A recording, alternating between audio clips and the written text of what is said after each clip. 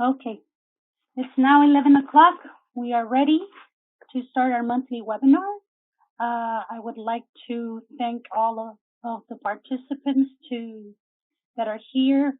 Our monthly webinars are all about providing good resources, information to a lot of the contractors. Minorea is niched in the construction industry, but we're here to serve any type of minority or small businesses that are wanting to grow and succeed. And one of our free resources is exactly these monthly webinars that will provide information and resources. So on today's webinar, we have a guest speaker. His name is Juan Garcia. He is the president and CEO of PG Cutting Services, and we are very, very excited to have him as a guest and to educate a lot of the contractors that might be going through some hurdles that he's passed through, and maybe we can learn from him. Now, before we start the webinar, I would like to provide you some of the essentials of communication for this presentation. As you know, and you can see on the bottom, you'll see options for chat and questions and answers. We are just going to be looking at questions and answers. If for any reason there is any issues with technical issues, you might want to include it on the chat box. I have Kevin, our technical support, that can answer on those comments. But if you have any questions where we're going to reserve it towards the end of the webinar, make sure to add them on the questions and answers, and we'll address them once we're ready to answer the questions. Okay, I think that's it. Now, now Juan, there's a series of questions that I personally have that I would like to have you answer, just because our nature of the business is dealing with contractors, especially the small ones that are wanting to go through this transition of going from private to public works to what project labor agreements projects are. So I know you're going to educate us on that, and I want to be able to sort of understand where your beginnings were and how you did this enormous transition of growth on your business. So if you can provide some information of what how you started and what when you started this industry, or when you started to think of going into being self-employed. Can you give us some feedback on that? Well, first of all, thank you for having me on your webinar. Thank you for that introduction, and I'm pleased to be here today to answer any questions and give my story, and hopefully it can be of an encouragement for somebody. But so thank you for having me on today. First of all, I've been in the industry for about 23 years.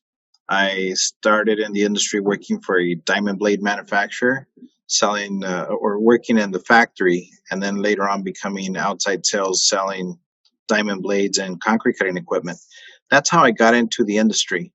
And years later, my brother decided to go into business, and I helped him get into the business, and I was coaching him. He's younger than I am. And about 5 years into it, kind of got out of his hands. I don't think he was planning on it growing to the point that it did. So I came in as a partner, and then later on in, I don't know, I forget what year it was, we decided to buy him out. So now I'm the owner. PG Cutting's been around for 16 years now, and that's how long I've been in the industry, and that's how I kind of got into it. And I like to call it a good accident. It wasn't really the purpose, but it happened. It was supposed to stay small, and it grew because we have a good service. And now I'm glad that I'm here. I mean, everything happens for a reason, right? But Exactly. and then you also asked me what made me decide to go off on my own and become an entrepreneur. I think I've always been an entrepreneur. I used to sell stuff at the Paramount swap meet, and I've always hustled and looked for ways to make money. I've always liked, uh, you know, business, and so it was a good fit.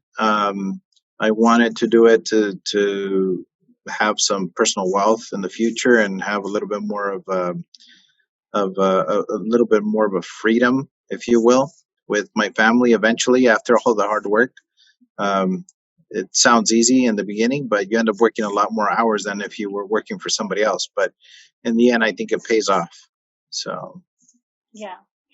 Yeah, and it seems like you fell into that decision factor where you decided, you know what, it might be a good idea to venture out and go off on my own.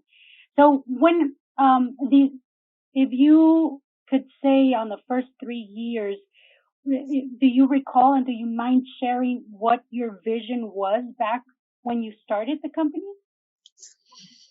well, I think the first 3 years, I mean, they say the first 3 years are the toughest. And I think for us, it was longer than the first 3 years. Um, um, I'm sorry, ask the question again because I started, Oh, no, no, that's fine. I guess because I'm sort of blending two questions. Okay, so there's if you mind, let's start with the first one. Do you mind sharing when you barely initiated the company? I'm sure you had some type of vision. Maybe that vision was a simple vision, but if you mind sharing what that vision was initially, because as you see the screen, we're now sharing your new vision, right?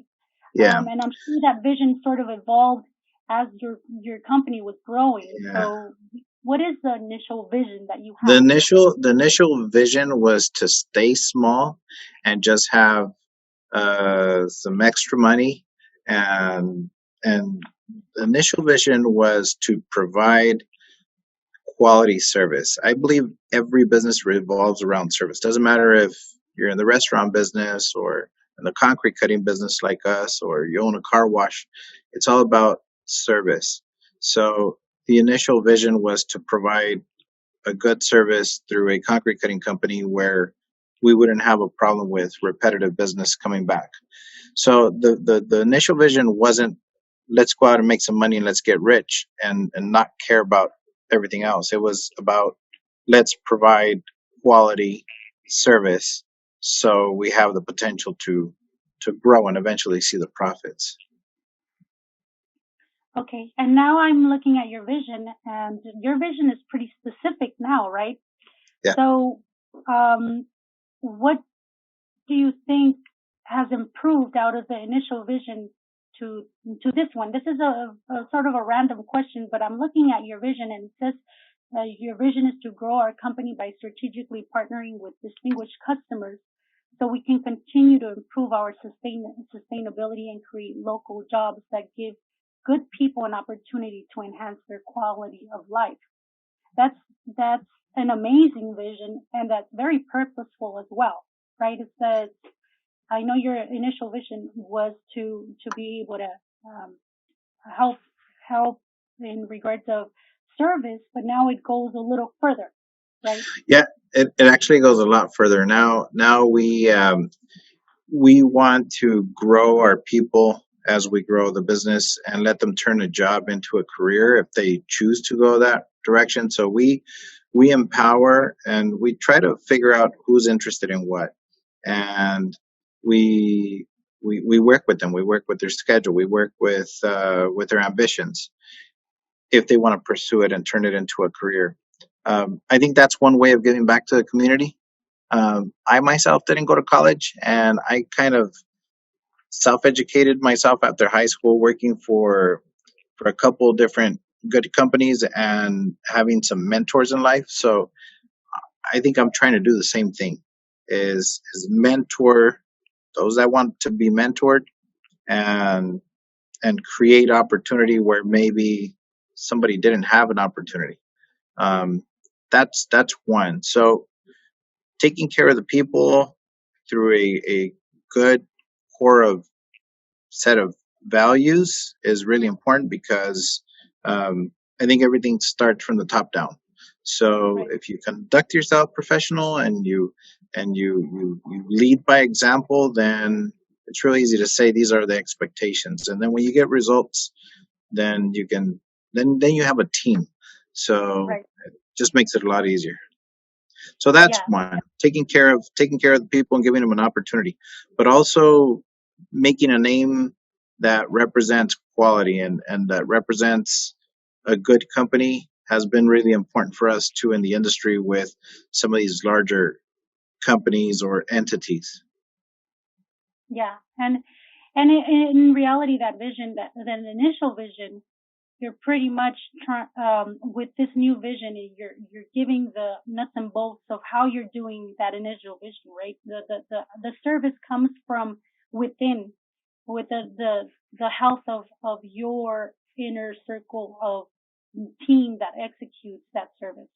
Yep. Now, I'm going to go to the second part of my original question. Now, within the first 3 years, I'm sure you went through some struggles.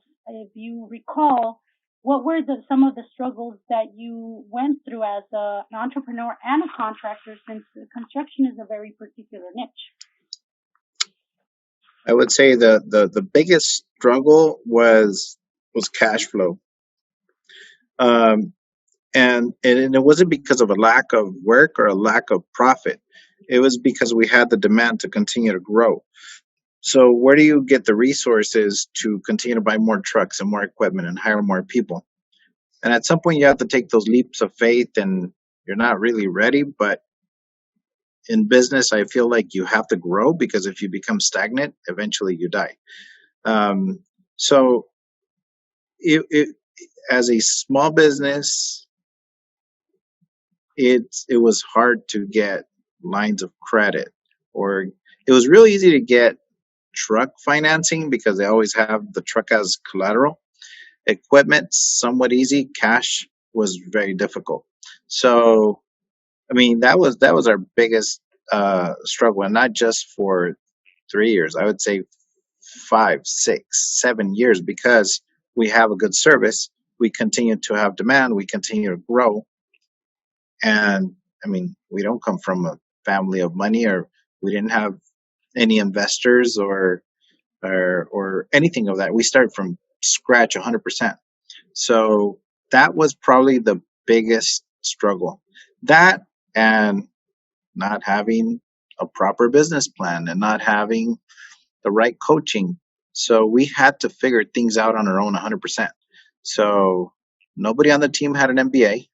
Um, the few of us in the beginning were working, you know, day, night, weekends to do the paperwork, whatnot. And it's just something you have to just, at some point or another, um, bring in the right people and start delegating, which I know we're going to get into that later. But I don't know. It's just one of those things that there was many times we wanted to quit in the process, but we had to keep our eye on the prize. Right.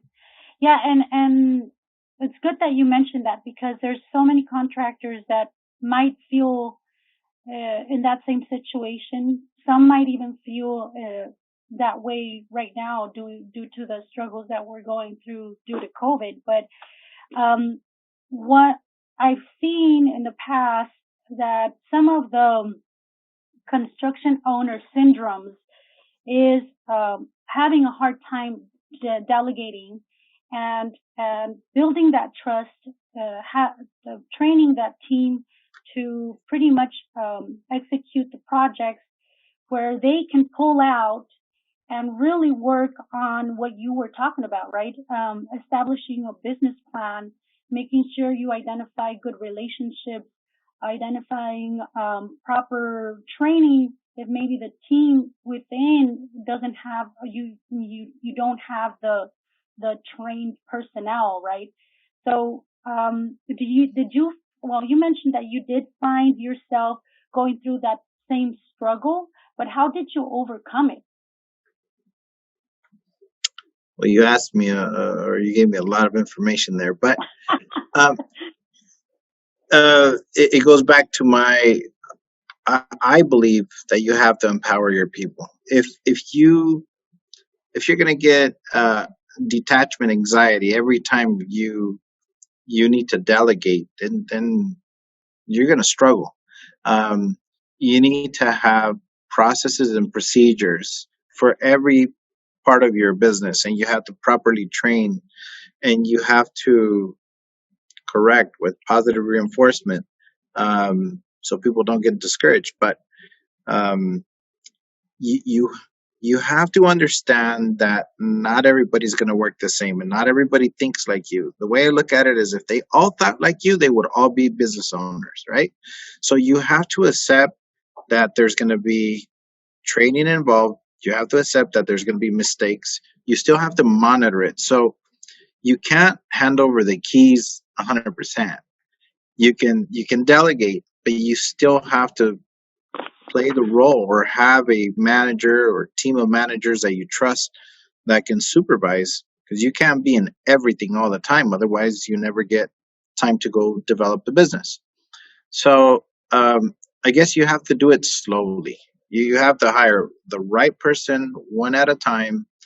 And once you feel like, okay, they got it, or they're 60, 75% of where they need to be, then you can start with the next person. If you're going to build infrastructure within the office, out in the field, it's much easier. It's volume, and it's the people that need to do the work, and it's the equipment and the supplies.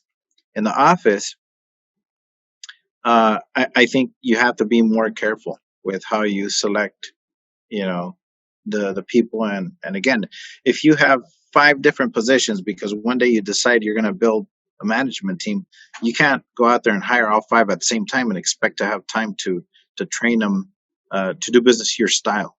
So I think it's one person at a time, and it's empowering people. You have to trust the people, and you have to have the right people that you can trust. You can't just bring in whoever to help you do certified payroll. Now they have access to everybody's social security number.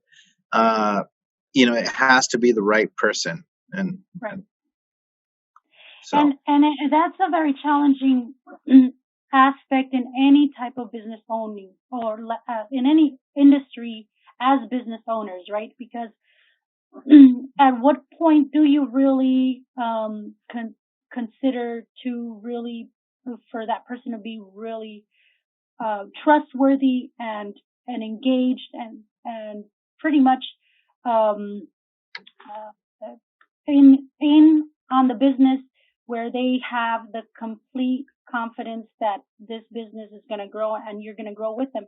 So is there anything that you can, and this is off the chart, is there anything that you could identify as a really good training and tip for business owners of how to get these team members um, in on your vision, right? Because that's pretty much the ultimate goal, is for them to love your business the way you love your businesses, right? And yeah. to take it to a um, certain level, and for them to understand that they're going to be a part of it, right? So is there Yeah. anything that you can recommend our viewers and contractors of how to get um, that type of trust between your team members?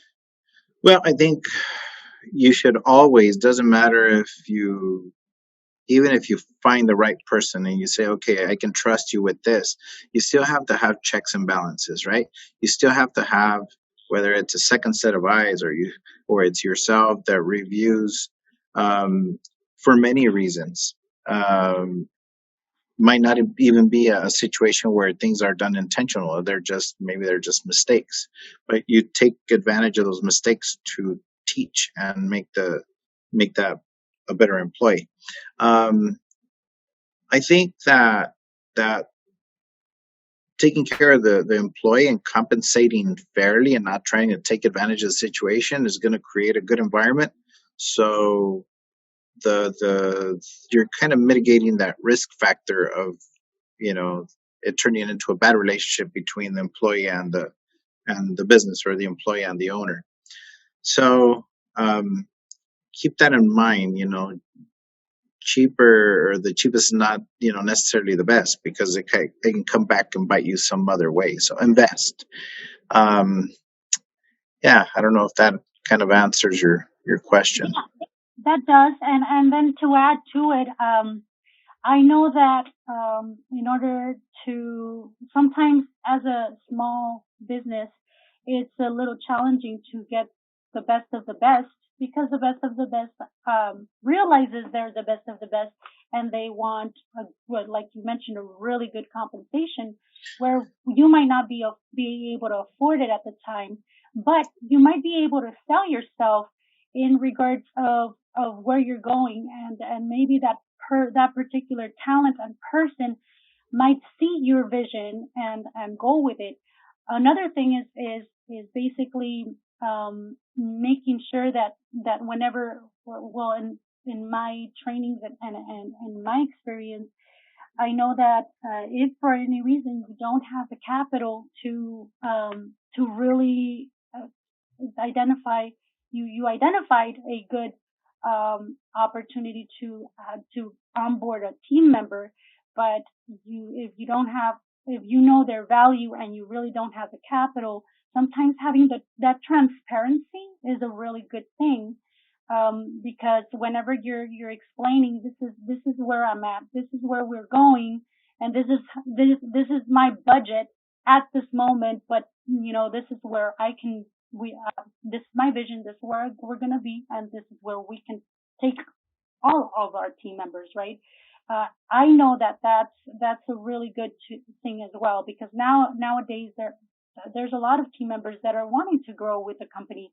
It's not only about the compensation structure, but it's also about what's the purpose of this company, and what good are they going to do, and how am I going to participate and be involved, right? Yeah. So I just wanted to add So to that.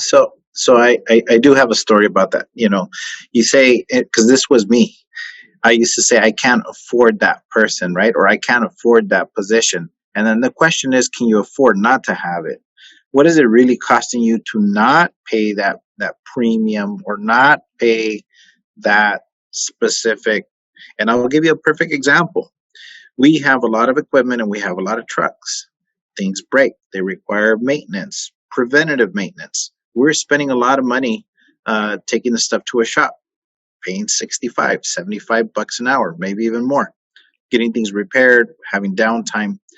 So throughout the years, I try to make one guy a mechanic. Well, that didn't work out. Try to make another guy a mechanic that knew equipment, but he really didn't understand trucks. I try to make another guy a mechanic backslash fleet manager. He was really organized, but he was not mechanically inclined. Finally, I heard of a guy that used to work somewhere where we used to take our trucks. He was no longer working there. So we looked him up on social media and tracked him down. And we talked to him, and he was at some other company making XYZ. And I said, hey, we want to talk to you. And, if you would have asked me 3 years prior to that, my answer would have been, no, we can't afford that person.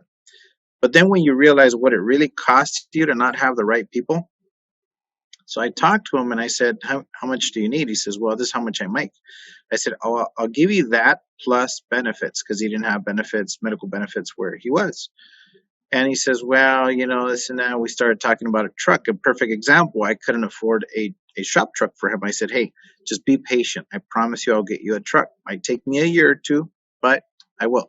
And about the second year, I got him a nice shop truck with all the, toolboxes and whatnot. And he's happy. I'm fulfilling my part of the deal, but I always ask the question. It doesn't matter if it's people or if equipment or what. Somebody says, I cannot afford it. Well, can you afford to not have it? because what does it Yeah. really cost you, right? Or what is the value? So I can tell you that we have less breakdowns, much better preventative maintenance. We were too much profit was disappearing because of all the breakdowns, blowing up motors and whatnot. So is it worth it? Yeah, by far. So Right. that's my answer to that.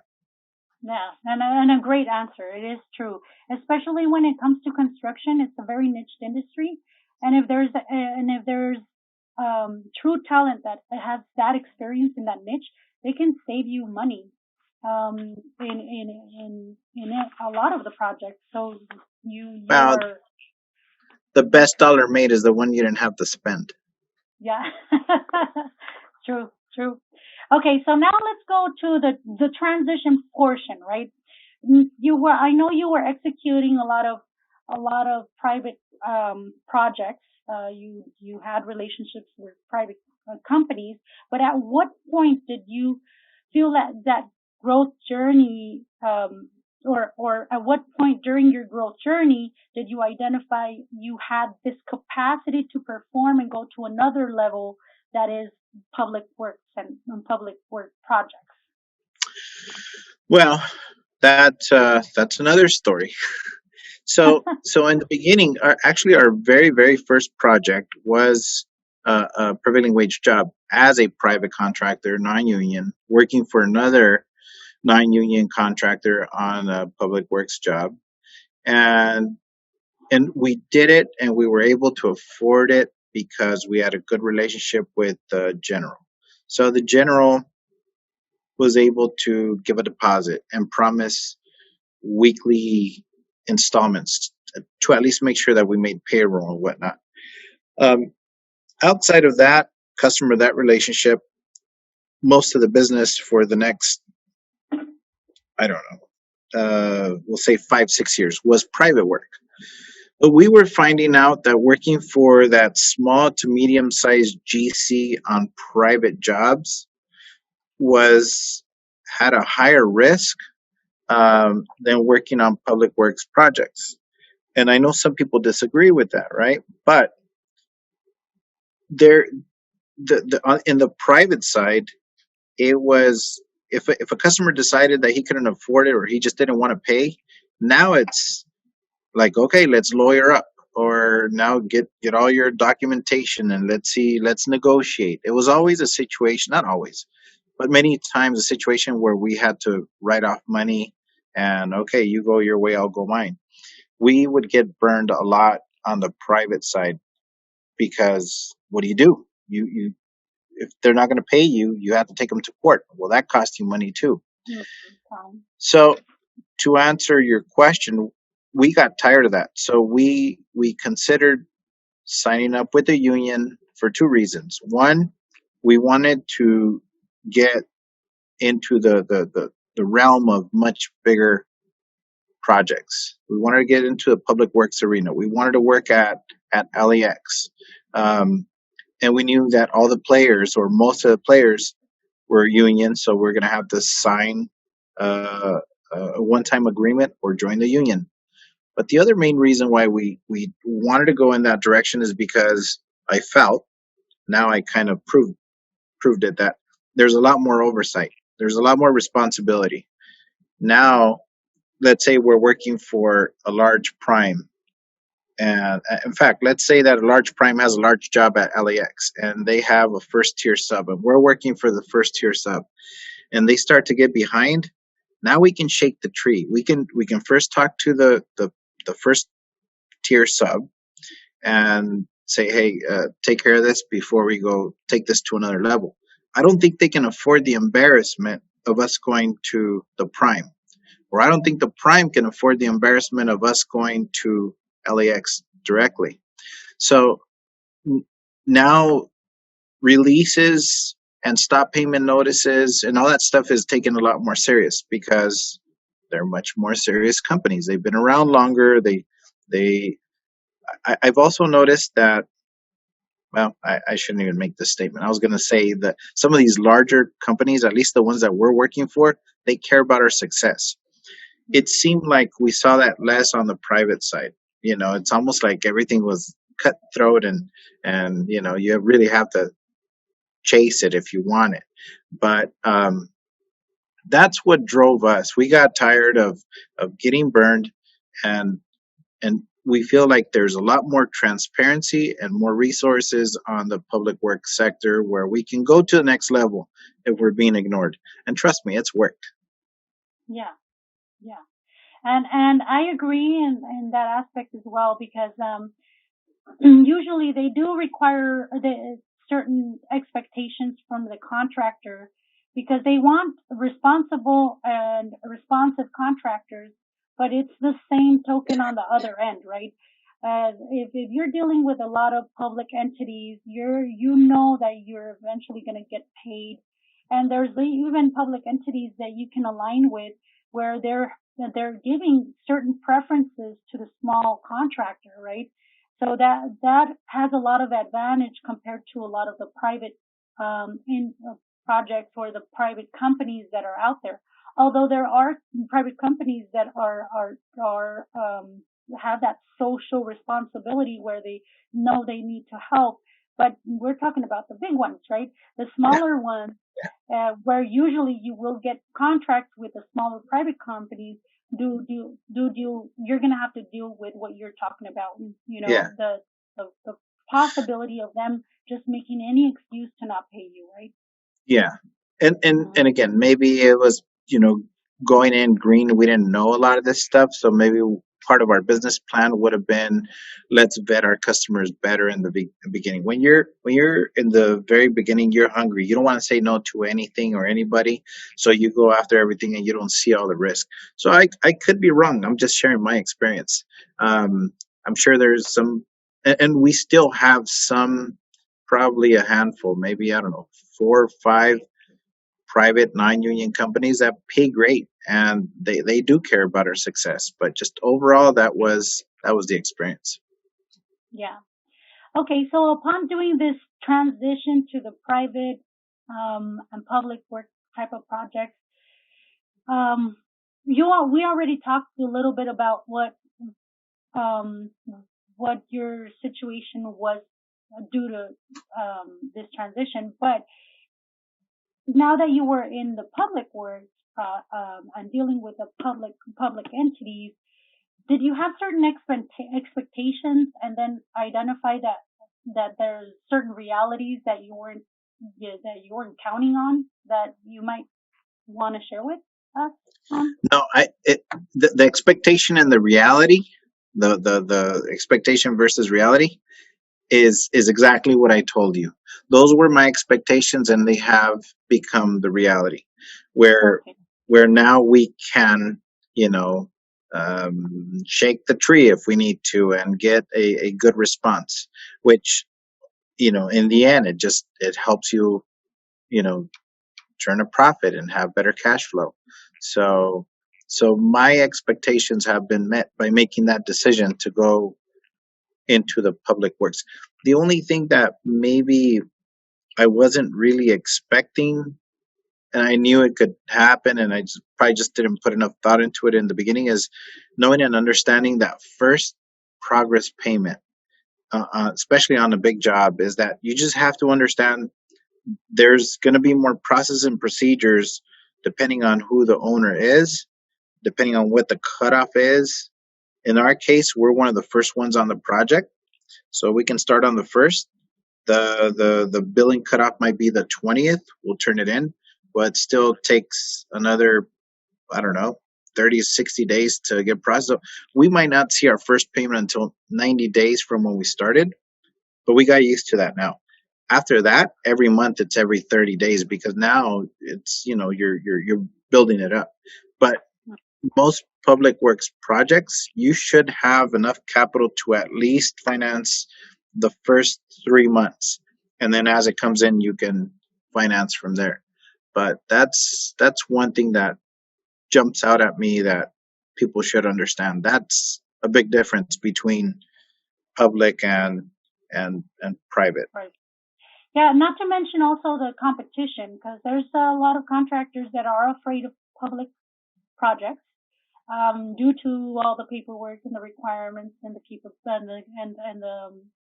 compliance requirements. So you sort of vet yourself out of competition. There is competition within the public sector, but it's not as competitive as it is with the private industry, correct? That's 100% correct. Mm-hmm. Especially if you put yourself in position. For example, we're union, we're minority owned, so we have DBE, we have local local small business certificates. So in the industry that we're in, I think there's only maybe there's overall, we'll just say 200 concrete cutting companies in Southern California. There's probably only about 6 or 7 of us that have this medium sized company that have a certain capacity that are union, that are DBE certified, that would be competitive. So now you're not competing with 200 companies, you're only competing with 5 or 6 others. So there is less competition. Um, there is more paperwork, but I'll tell you about that. If there's more paperwork, that's okay. That just means you're really going to get paid. In the beginning, I'm not a paperwork kind of guy. Okay, I don't like it, but it's there and it has to be done. In the beginning, I shined away from those situations because I felt like they were complicated. Like you say, many are going to think that. But then those were the jobs where then we realized there was less paperwork because they were less organized. Because if they're less organized in this area, they're probably less organized in many areas, including their cash flow, and that's why you're not getting paid on time. So we learned to appreciate the extra paperwork. Of course, a 2 or 3 page contract is better than an 80-page contract, but when it comes to compliance, when it comes to submittals, we don't have a problem with all the extra paperwork because that just tells us that our customer is organized. And that's amazing that you switched that mindset, right? And instead of sort of fighting that situation in with the team and yourself, you're now pivoting the mindset and saying, this is the good thing about being in compliance and having to submit this paperwork. This just means that we're going to get compensated the right way, right? Yeah. So that's really good. So now going to the next question, what advice would you give other contractors that are now going through this evolution process and they feel like they're in this transition and they have the capability to go over and take over public work projects? What advice would you give them through this process, through this transition process? Well, my advice is very simple. Do it right, and play by the rules. Don't cut any corners. If you're on a prevailing wage job, don't try to cheat the system. It will come back and get you. Has not happened to us because we've never done it. Since day one, we said we're going to do things right. So, but I've seen a lot of people do it and go down. So do it. I think it's a good move. If you're ready, if you're thinking about it, do it, but do it right. You don't have to look back. You don't have to worry about anything catching up to you. So that's my advice, plain and simple. Do it and do it right. So in this process, I usually recommend to have a really good a really good set aside of capital during this transition, because the first few projects are usually a learning process, right? Where some contractors might have the idea and the expectations that they're going to be profiting off the first project they get at the public. What are your thoughts on that? And that's off the chart. I'm just curious now that you're sort of telling them to go for it. Now, if they go for it, how do they need to be prepared if they go for it, right? Well, that depends. I say go for it, but go for it if you can handle it, right? Don't be scared. Understand what you're getting yourself into. I guess it depends. If you're a specialty contractor, you have in many instances a relationship or at least an understanding if you don't have a relationship before the job, working with whoever the prime or the GC is. If you're a GC and you're going to work directly for, you know, LAWA or Metro or, the federal government, that's a whole nother animal that I really can't talk about because I'm a subcontractor 95% of the time. So, but if you have experience even as a GC on the private side, you should be able to handle yourself pretty good, knowing that okay, maybe there's going to be a little bit more overhead because now there's more paperwork. Um, if you don't have a safety manager, you need to consider a safety manager because there's a lot of safety involved. I mean, safety needs to be paramount everywhere, but on the public works sector, there's a lot more that needs to be done. So, um, kind of losing my train of thought here. Sorry, I don't do this all the time. That's okay. But but Yeah. but don't definitely don't get in over your head. I mean, understand. If you're going to work for somebody and they're going to vet you, you should also vet them and ask them. Don't be afraid to ask those tough questions. How do you pay your bills? And if they give you an answer that you don't like, say, well, that's not going to work for me. So what can you do for me? If you're a small business, um, and the whoever you're working for cares about your success, they're going to work with you. Somebody's going to push that payment through, or somebody's going to get you a deposit. I think sometimes the nice thing about working as a GC or a prime is make sure that you're covering yourself with mobilization, because as soon as you get that contract, you can invoice that mobilization because you might have to go out and buy materials and whatnot. So that activates the process. So maybe by the time you set foot on the job, you already have something that came in. So there's different ways of doing it. Um, uh, Definitely know what you're getting yourself into, and don't be afraid to make sure that you have a healthy profit in there and something to cover your overhead, because you don't want to just bid and be cheap to get the job. I mean, you're just digging your own grave right there. So So tell me a little bit, now that you're talking about really understand what you're getting into. There's a lot of contractors that have issues with understanding what a project labor agreement uh, is, right? okay. Can you explain that, and then also if you can explain what made you try out one of those type of projects? Well, it wasn't so much that I wanted to try it out. It's just that if I wanted to get on the job, I had to sign the project labor agreement, right? And the project labor agreement, or the PLA, it can apply to a union company or a non-union company. It just means if you want to get on this job, these are the rules for this specific job. So, for example, a lot of the project labor agreements at LAX right now, they have very specific, you know, um, local hire requirements. A certain percentage of all your labor hours need to be local hire, and they'll say these are the zip codes, these are the resources if you need help finding local people. A certain percentage needs to be apprentices. So, if you can hire an apprentice in that local hire zip code, now you're doing two things at once. Um, but a project labor agreement means that, hey, between the owner, the union, and the community, there was an agreement. These are the rules for this particular project, and you have to play by those rules. So it's different than, whether you're union or not union, and you're working on a Caltrans project that was not a PLA.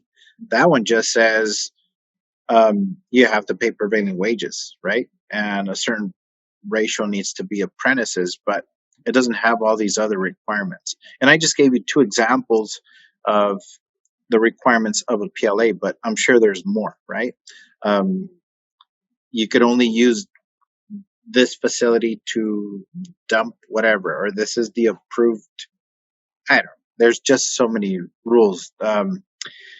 The equipment can't be any older than this. It has to be tier 4 final to set foot on this project. So you have to understand what the rules are on a PLA. Say you get an invitation to bid something. I always ask, is this a PLA? And if it is, what are the rules? So my estimator might say, hey, there's a project in San Diego at San Diego Unified School District, and it's a PLA. Okay, find out what are the rules. Well, the rule was that a certain percentage needed to be local hire, but they had to reside within that list of zip codes for the last 6 months and show proof. So even if we arranged for a guy to go live in an Airbnb and put him in the local union in San Diego, it wasn't going to work because they're really trying to protect their local workforce. And so you have to be careful with PLAs and know what you're getting yourself into. And again, the difference between a non-PLA and a PLA is the specific rules for that project. Yeah. And it's usually on PLAs, you're involving the union.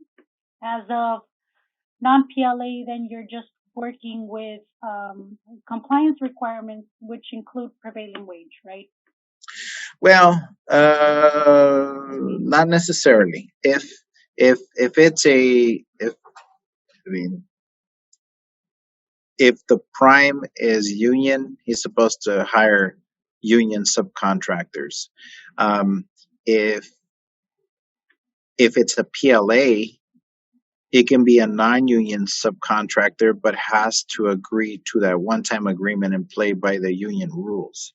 So if it's a non-PLA, but it's still a public works project, you can't just get on the project unless you're going to be the GC or the prime and just pay the prevailing wages. But if you're a subcontractor and the prime or the GC is union, you have to be union. So now you can't, there's no PLA. You might be able to talk to the union and test the waters if you're considering joining the union and sign a one-time agreement, which you have to play by the union's rules for that agreement. So there's a difference. So there's public works, and depending if you're non-union, you can get on that job, you pay the prevailing wages. There's public works or private, but if you're dealing with a union GC, then everybody else has to be union. And then there's PLAs, which anybody can go on it, but you have to play by the rules. I see. So there's certain. So the key here is to pretty much read the rules that particular contract is stipulating. Yeah, understand who's putting it out there and what are the requirements. Because if Metro puts out a bid and it's due in a month, it'll say right there, this is a PLA or this is a union shop job or whatever. And if it doesn't say neither one of those, then a non-union prime can bid on it. Okay, good to know. And you know what? There's so much into project labor agreements and union that might be worth another webinar, really, because I don't know that I'm the expert in that field, but well, I'll answer. Bring more experts then. I'll tell you what I know.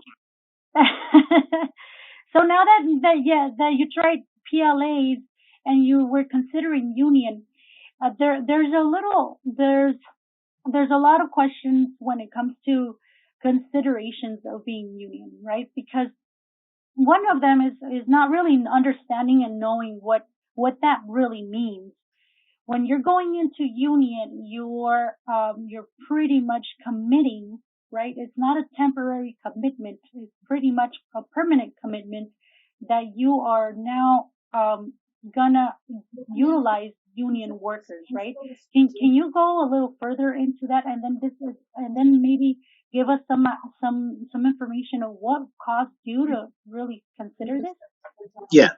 So remember I told you I got tired of being burned on the private sector. And then I considered it. I started going to networking events and going to outreach events, and I started realizing that all the good stuff out there is going to be large jobs, large owners, large primes, and most of it is going to be union and PLA. So I had to make a decision. If I want a piece of this, then I need to join the union or sign the one-time agreements for as long as I can get away with it. But the other factor that really did it for me is that we didn't offer benefits. So, it is a contract, it is a commitment to join the union. You can, I don't know, sign for like 3 years, 5 years, maybe even a 1 year agreement. I don't know. And when you're in there, I mean, it's not for life. I think they give you a certain period where this is not for you. You can get out, but you have to write a letter by this day. And anyways, those are all questions for the union, right? I don't want to speak for them, but there was a day that I was talking to one of my managers. I said, "Hey, what do you think about PG cutting, and what kind of company do you think we are?" And he says, "We're a good company, but if we had medical benefits, we would be a great company." And I said, "Okay." So that was one more thing that pushed me towards talking to the union. And joining the union was probably the toughest decision that I've ever made, because it took me 6 months to convince myself, and probably about four pretty serious meetings with them and a lot of questions. And I'm glad I did it. So yeah, we have to pay into the fringe benefits for every man hour worked on a public works project. We pay, I don't know, 21 and some change, maybe $22 an hour. I don't even know what it is. That's on top of what we pay the employee. Which, if you're doing public works prevailing wage projects, you're paying it already. You're just paying it to the employee. So when we were non-union, a saw cutter, I'll give you an example, was making about, I don't know, $55 an hour, and that was their gross pay, and they got taxed, and they were happy, and they were making all kinds of money. But nobody went out there to buy their own insurance. Everybody continued to be without insurance. So joining the union, now they didn't get, just for matter of easy numbers. Now they're not getting paid $55 an hour. Now they're getting paid $35 an hour, and 20 goes to the union, and they manage their benefits, their vacation pay, their pension, their medical, and now they have insurance. So it gives everybody peace of mind. If they get sick, now they can go to a good hospital. And it's also a tool to help you with your retention, because now you have benefits versus before you didn't have benefits. So I am convinced that if we didn't go union and we didn't have benefits, we would have lost half of our workforce during this time that it's so hard to find people, because people are stealing employees left and right. And I'm sure that would have been one of the factors where people would have said, "See ya, they have benefits over there, you don't have benefits." So I think it does a lot. Um, there was something else I was going to say. You see, I'm not good at this. Well, you But know what? okay, but okay. Let me say one more thing. When we joined the union, it opened up the floodgates, because now we can work for everybody that's union, where before we couldn't. Or they would kind of look down at us and say, "Well, are you union?" When I would go to an outreach event and I'd say no, and they said, "Okay, well, can't use you, sorry." So just the first year alone that we joined the union, our volume increased by 40 or 44%. We were not even ready for that growth. We're used to 10, 15, 20% growth a year. So that was a big jump, but it was a good problem to have. Um, what else can I tell you? I don't know. Well, I'm happy. I have no regrets. yeah, I think that's also another process of vetting yourself out. Now, if there's a certain pool of projects of companies that do public, but now when you go union, I know for a fact that a lot of the large contractors that are union have a hard time trying to get small disadvantaged businesses That to are do union. business. Yeah, that are union, Yeah, exactly. yeah. So that's also an advantage. Oh, I Then of know what I course, was gonna say. I know what I was oh, gonna say. tell I us. I know companies that were non-union that were paying the prevailing wage, and on top of that, they were paying vacation, they were paying medical insurance, they were paying all kinds of stuff, right?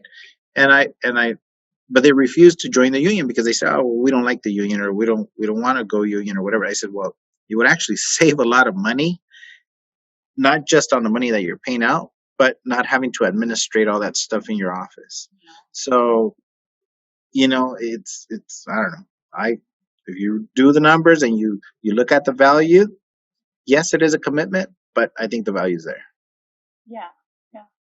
Well, that's good to know. And I think we're at a really good point where we can open up for questions, because I know that as of now there shouldn't be a certain amount of questions, and I would like to do the questions in a way where we can, if for any reason the audience has questions, they can speak out. So hopefully we did get those settings accordingly, and they can and we can ask for them. So let Yeah, me I stop. I, I want to say something real quick. I want to be mindful of everybody's time, and I think you were going to do this for an hour, but I'm willing to stay for an extra 30 minutes if the questions keep going. So fire away. Yeah. Well, one question is, where can I find the recording? And I'm glad you mentioned it, because I was almost about to skip it. So we have a YouTube channel. Minorea has a YouTube channel that we highly encourage you to like and share. This YouTube channel includes all the webinars.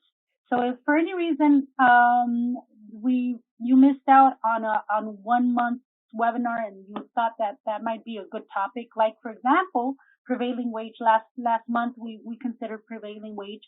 If that term really doesn't click and you're not sure what that means, you can go back to our library and you can fetch out the prevailing wage webinar that we participated on. So that YouTube channel is minorea.ca. If you want to go in and like the YouTube channel, that's where we're going to have the recording. Usually, if we have a PowerPoint presentation, we'll also send it to all the participants, but we really didn't have a PowerPoint presentation where we can say this is all the information that we had. It's more of the recording, and then we might be able to. I'm not promising this, but we might be able to also email you this recording, or at least the link, once we post it on our YouTube channel.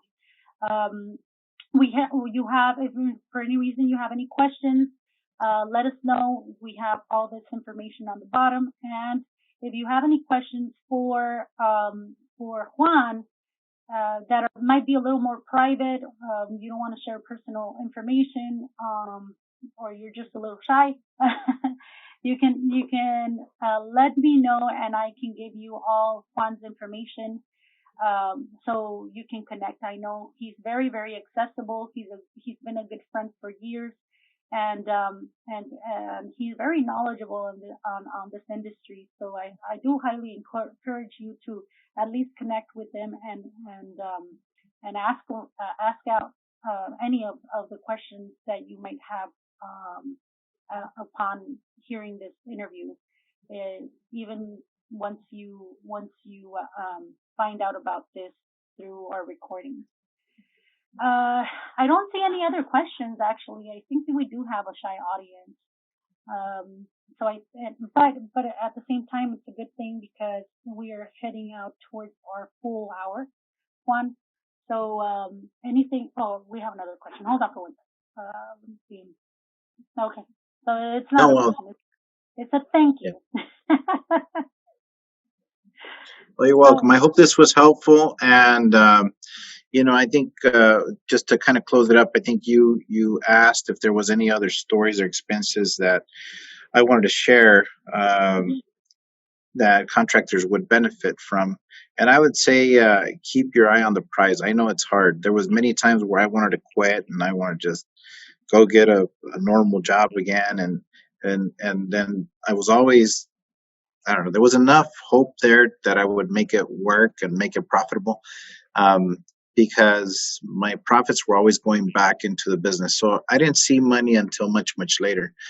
And if I could do it all over, and I could give any other advice, is make sure that in the very beginning you have a good CPA that can do a good job with your taxes.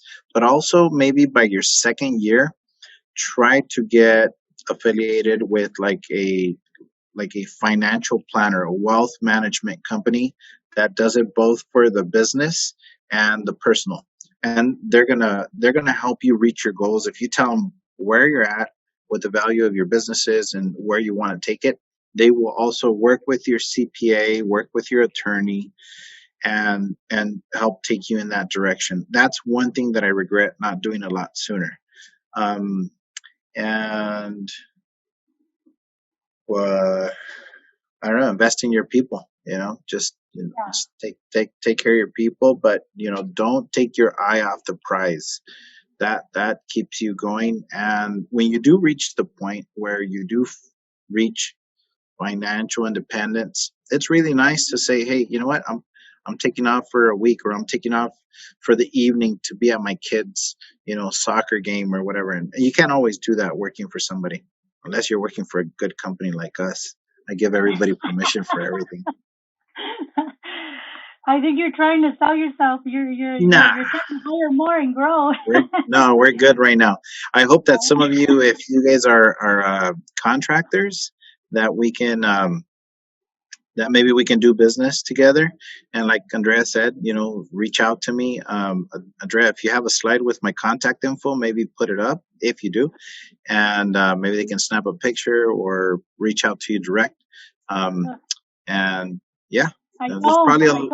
I should have thought about that, but I don't. yeah, But I'll make yeah, sure to include the slide in the YouTube yeah, video with your contact information, if you don't mind. yeah, And yeah, then once we email, if we can do that email recording, I'll make sure to include your information yeah. as well.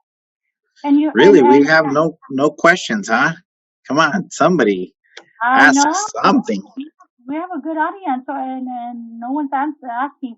But you know what, the Juan, you have a really good point in regards of getting an accountant. It's so important to get professionals that are niched in the construction industry that understand, the importance of of putting in the numbers right, Yeah, making sure that your insurance levels are correct, yeah, giving you information on insurance, because whenever there's um, any claims, you really have to protect your company, and your company's safety. So how to yeah, handle those claims, yeah. anything like that.